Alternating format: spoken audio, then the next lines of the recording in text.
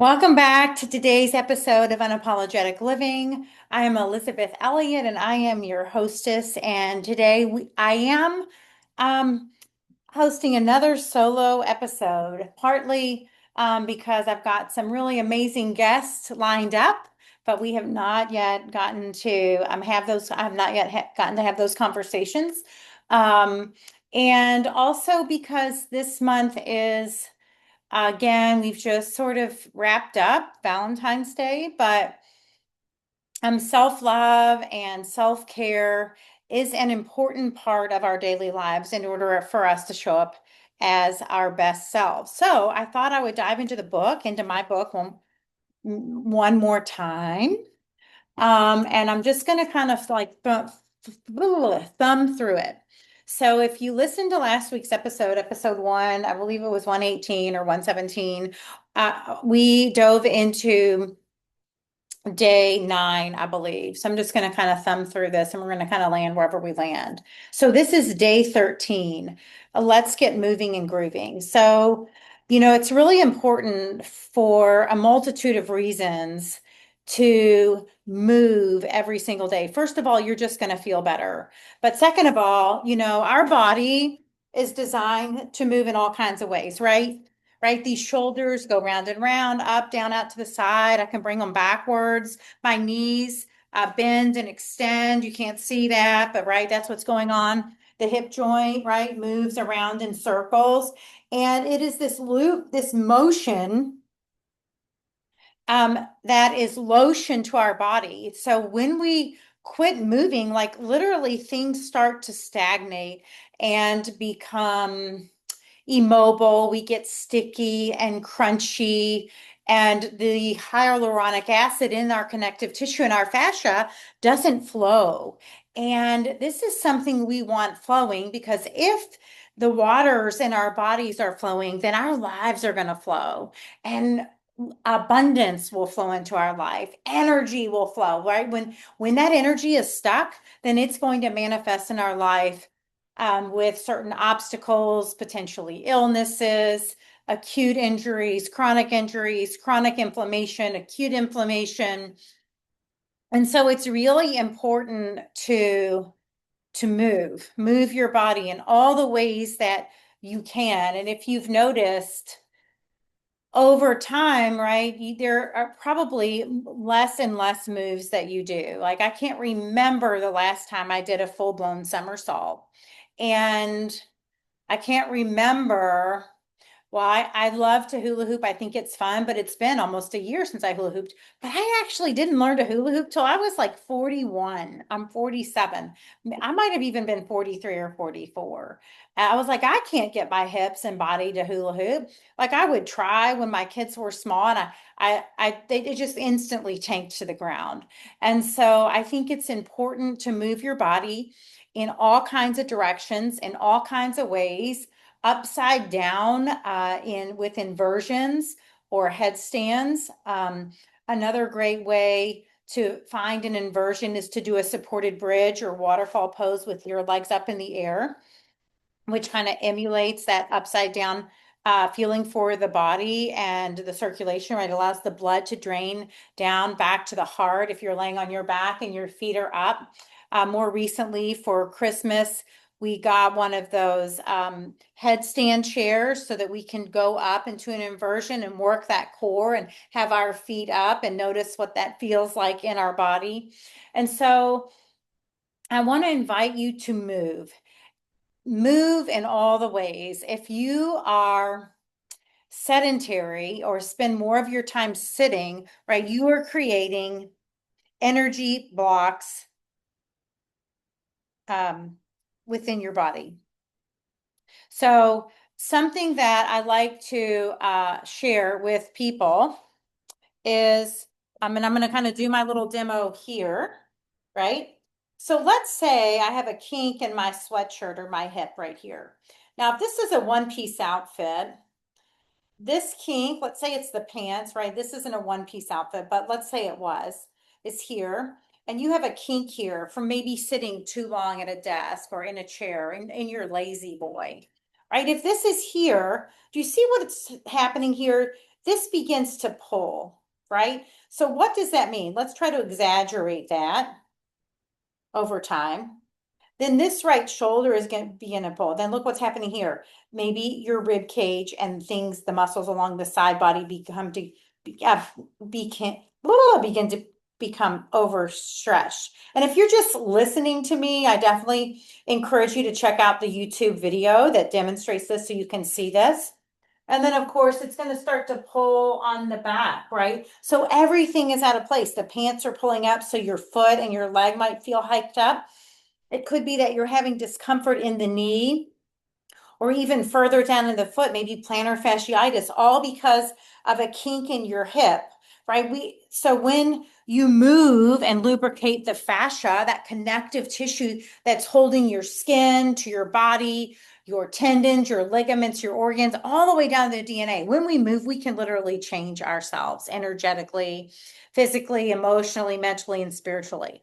So I invite you to move more, go outside, take a walk. If movement is not a part of your daily routine, please consider adding it to your life. And it might be that you walk to the mailbox the first day and you walk back. And then the next day you walk to the mailbox, to the neighbor's mailbox, and then you walk back home.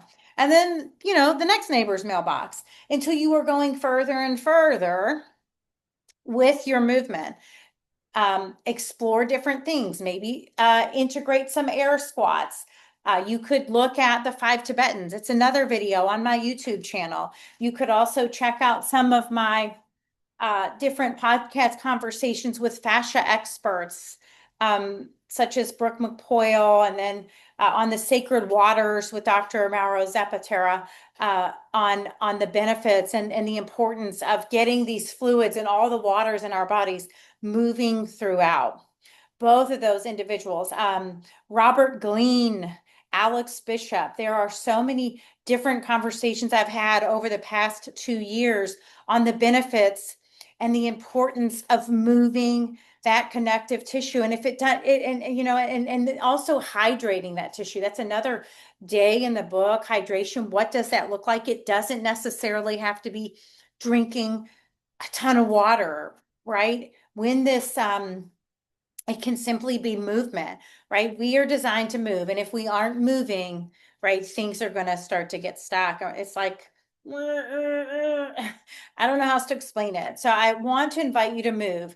The 5 Tibetans hit all those energy centers. It's one of the things I like about yoga is you're getting the body in different positions in order to lubricate the joints, in order to open up the connective tissue. You remember the fascia is connected to the limbic part of our brain. The limbic part of our brain is where our memories, emotions, and trauma stored. Now that could be macro trauma. That could be something really big. And what comes to mind is, right, sexual abuse. Many of us have experienced some sort of sexual assault or sexual abuse. It could also be physical abuse. Maybe you were spanked as a child or physically abused as a child with different apparatuses. That's a story I hear a lot from young men who've gone to Catholic schools. And I say young men, older adult men, like this was a common practice.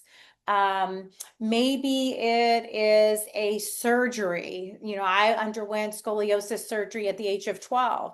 I mean, despite whether it was a good thing or a bad thing, the body perceives it as not normal, right? It's invasive, and they literally have to cut through that connective tissue, creating trauma to the body. So potentially any emotions or feelings that I was having, concerns, fears, insecurities, all of those things literally can become trapped and stored in the body, in this connective tissue, in the limbic part of the brain. So when we move and when we hydrate and when we nourish ourselves through these self-care practices, which cultivate self-love and can help us maybe along on the path and the journey to loving ourselves, it becomes easier, right? We can let go of what's no longer serving us. We can actually release some of these traumas. The trauma could be something like you got lost from your mama or your papa at a grocery store and you panicked and your body went into fight or flight. So remember, all of this can truly get stored in these tissues and we don't even always know it or understand it and don't understand why we continue to face maybe a similar obstacle over and over and over again. We find ourselves in the same repeating pattern over and over and over again. So I invite you to move. We also know that exercise has been scientifically proven to be more beneficial than any antidepressant or mood booster out there. Exercise has incredible benefits and flood of endorphins into the body and the brain. So I invite you to move. I want to just kind of peek at, because again, pump that blood, breathe. I like the sun salutations. It's moving energy from both the heavens and then the grounding, right? Some people live way up here in this la la land, which can be me sometimes. And I can really benefit from that grounding energy, the earth.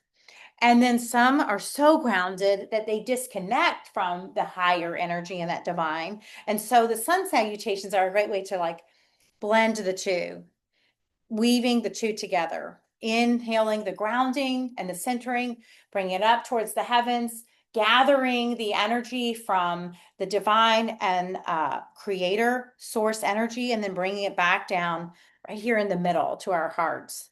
So again, I invite you to move, move, move. Find what you love. Find what you love. And it might be that you don't know what you love. So think back to your PE classes. What games did you like? I can tell you right now, like kickball was not my thing. That would not be a game I want to play now, even, because guess what? It brings up memories like I wasn't picked because they knew I sucked. I couldn't kick the ball, right? Having the strength in my legs to execute that move to get the ball wherever it needed to go was not my forte. So, that might not be one I pick, but you might remember loving dodgeball, right? You might even appreciate it. I don't think they play it anymore. The way the ball hit the force, right? You might have appreciated that. The power of that ball hitting your chest or your arm or your leg, right? Because we actually all perceive our proprioceptive awareness, our proprioceptors perceive uh, tactile information differently. So some need like more pressure to feel it, whereas others need it really light. Light is a lot, right, for their sensory information center. So again, I invite you to move, maybe write down a list of all the things that you could potentially or may want to explore. Maybe you need to consider dance lessons, right? Maybe you need to find some YouTube dance lessons. I know my mom at 71 loves certain styles of dance. And so she's found some great free, there are so many free resources out there. So I invite you to write a list down of things that you have enjoyed in the past or wouldn't mind revisiting to see if you still like it. Maybe go upside down, take a walk, maybe take a jog, get on your bicycle, do, maybe just take some hip circles, right? To lubricate your joints, or some shoulder rolls, right? All this is good. Dropping the head from side to side. Move and move. There was a book I read called Eat, Move, Sleep by Tom Rath. And he like cleaning the house, dancing around the house. Like there are so many different ways to move. But one of the things that he said, these were the most important things. We were designed to move. We were not designed to sit the way we do today. Sit in these desks with our hips at a 90-degree angle, our knees at a 90-degree angle all the time, not moving, our hands forward, head hunched over, looking at phones and computers and typing in front of us. Like we were designed, look, our arms and legs show us this, that we're designed to move in all kinds of ways. Look at the Olympics, watch these athletes do what they're doing. They're spinning, they're jumping, they're going really fast. They're doing some crazy stuff. I know we watched a female snowboarder the other day and then watched two gals doing the dual moguls 2 nights ago. And then you've got the ice skaters and their twists and their jumps and their flips. There's so many different ways to move. And I think it's movement that keeps us from truly aging, right? When we stop moving, we are essentially like just stopping life. So move, move, and move. And that is the message for today. I invite you to invite more movement into your life. I cannot stress it enough. It's skip, hop, jump, spin, twirl, hula hoop, uh, go swimming, dive. Like I can't remember. I used to love doing back dives as a child. And, at this point, for me to do a back dive, I would be afraid to take that move. But had I never stopped along the way, and, we get busy. I was a mom, I was doing things with my kids, and I did some movements with them. And, as they were getting older, rolling on the ground, pretending we were roly polies or snakes or slithering whatever, um, snails. But as you get older, you do less and less of that. I was listening to a podcast with Joe Rogan, and I believe it was Chris Masterjohn, and I heard this mind-boggling statistic that uh, athletes that extended their lifespan, beyond the average lifespan, the longest was 8 years. And it's not probably who you think. It was actually pole vaulters and gymnasts. And I was thinking about that. Okay, first of all, your gymnasts are doing really explosive moves. The same with your pole vaulters, right? They pull and then but they're also spinning. And we have those three semicircular canals, right, in our ears, and that they make up the vestibular system. So if you think about as you get older, like you have individuals, I have older folks who complain of vertigo and they're starting to lose their balance. So what you see is that um, and the fluid in them begins to crystallize potentially, but you have these different things taking place. So when I think about the pole vaulters and the gymnasts, these two individuals are moving. They're explosive, so they're strong, and they also are moving those semicircular canals in all directions to keep a really strong vestibular system. And through the Handle Institute, when I went through their Handle Screener certification program, that is our coach. That's the coach of all of our other systems, the vestibular system. So if there are opportunities for growth, or we find weakness or neurological quirks, oftentimes if we strengthen the vestibular system, we strengthen all the systems. And so, again, more movement. Notice how it makes you feel. Maybe you could commit to okay, so Lent's coming up. I'm going to give up caffeine starting Wednesday. I thought it was next week, but I guess it's Wednesday. So that is going to be my commitment for Lent. Although I'm not Catholic, it is just something I am going to participate in this year. So caffeine is free, but maybe for Lent, you say you add movement instead of taking away, add something. Because if you are adding 10 minutes of movement or a walk every day, that's 10 or 15 of 10 or 15 minutes that you might not be scrolling on your phone or, zoning out in front of the television or eating a piece of cake. So I want you to think about adding movement. And maybe you try it for 40 days. Maybe you just try it for a week and just notice how you feel. So much of this is about becoming aware of the present moment right here, right now, in our bodies and our minds and our spirits, and just honoring ourselves where we are, loving ourselves where we are. And when we make these healthier, I know for me, when I make healthier lifestyle choices, it is much easier for me to love who I am. When I am making decisions that feel out of alignment for the way I want to live and the way I want to show up in the world, I have less self-love. I'm frustrated with myself or disappointed and or I'm carrying shame and guilt. So I when I'm making these choices, when I'm living by these 29 little daily practices, which are just integrated into my day, I just feel better and I have more self-love. And when I have more self-love and I'm caring for myself better, then everybody else in my circle gets the better part of me. And I think that's how we make change. That's how we're going to see shifts among the collective consciousness. So I hope you all have a fantastic day. Stay tuned.